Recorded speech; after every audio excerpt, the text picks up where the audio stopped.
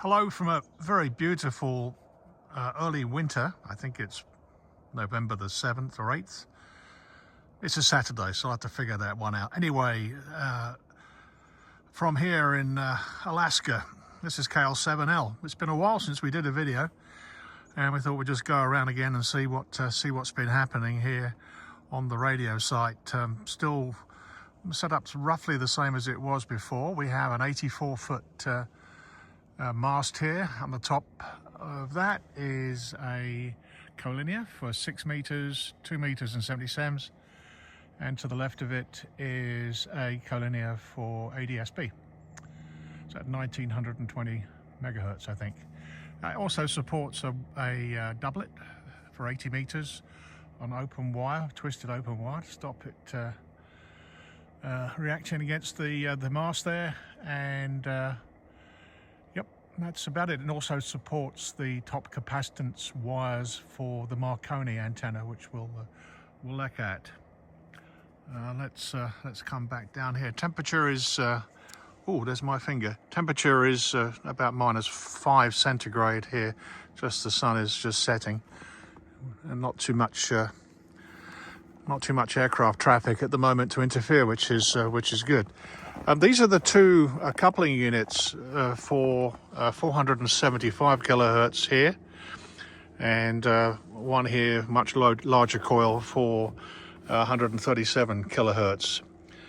This tuning unit or coupler has to deal with about a kilowatt and a bit, 1.4 kilowatts of power going through it, and there's a switched matching unit to match the base impedance of the antenna, going into coax 50 ohms out, and switching it between something like 5 ohms up to 15, 17 ohms, something like that, and isolating vacuum relays to isolate it on receive, and large pass capacitors with corona hats to stop any sort of arcing or stuff. There's probably about 20,000 volts on this when it's transmitting, and through to a messy other coupler unit.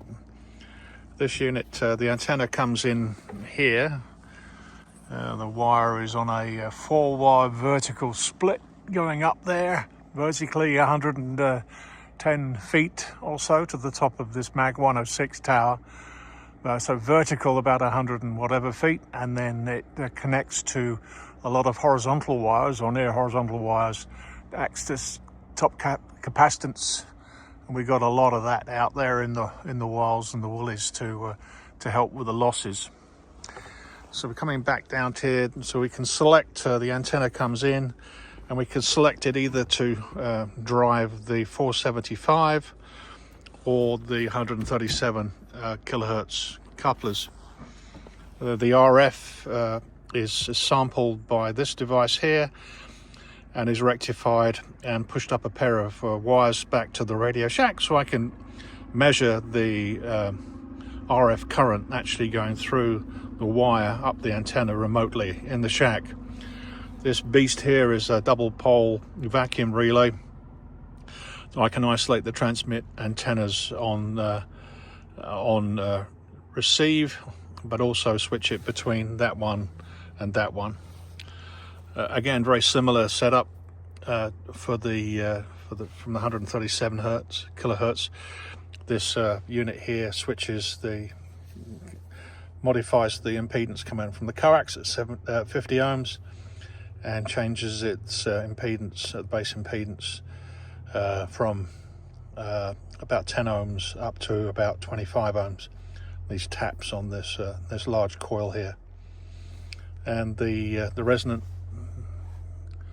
to bring the antenna to resonance, we have a small amount of inductance, variable inductance, which is driven by a motor and a cog system, and I can move a switch in the shack, in the radio room, that way, and I can drive this secondary coil inside this coil to fine-tune the amount of inductance. It doesn't need much. It's about 60 microhenry. 60 microhenry. So not a lot. The actual antenna is fairly large now, a lot of top capacitance. So it's actually not very far from resonance at 475 kilohertz. Anyway, all works pretty good. The losses on the antenna system are now the best that they've ever been. Primarily, well, you can't see it now because it's covered in snow. Underneath here is a ground screen, and it extends out 100 and so feet in all directions. Stainless steel, welded, and then all comes back to a big point on the back of here. Just an example of what it looks like. You can see the strap coming up, and then we have various earth radials going out as well. I think there's about 40 of them. This is just part of the setup. There's more around the other side, and they go out and help with the losses. Really improved the summertime losses.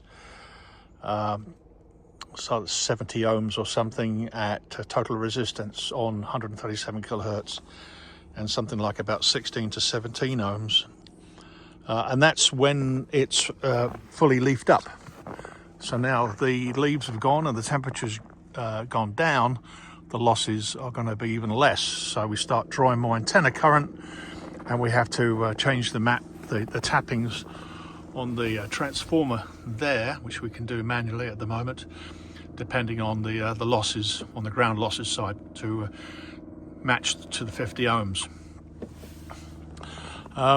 The Mag 106 is doing really well. It's been up a few years now, and no real issues. It's supporting a hex beam on the top, and then you can see the spreaders for the Marconi. It's a 3-wire supported spreader, 100 feet going to the other tower down there, and then there's a whole host of wires going off in different directions, supported by the trees over there. And you probably can't see that. I doubt it very much. But anyway, that's what's happening at the moment. We haven't been on the air very much because the radio conditions have just been awful. The sun's been very busy and effectively producing like a fog, so signals really don't go up to the ionosphere very much. So nighttime propagation down to the west coast has been fairly limited. We added additional stays on these mobile towers.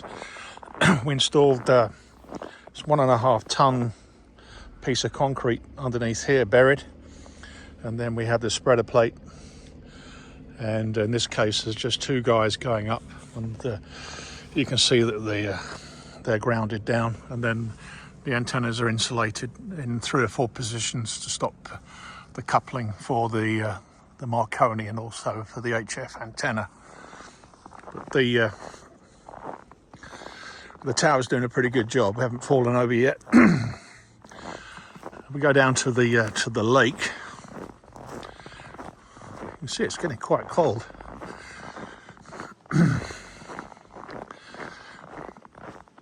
We've been having trouble with the wildlife. We get a lot of moose running through here, so any wires and stuff tend to get caught up by the moose, and other vermin are actually in the lake. Oh look, you can see that we have some wildlife, some new tracks. It's like a voles.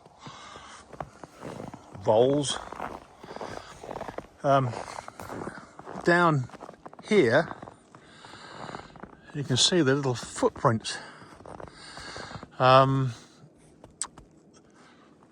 We have wires. Beverage. I'm going to come down here without killing myself.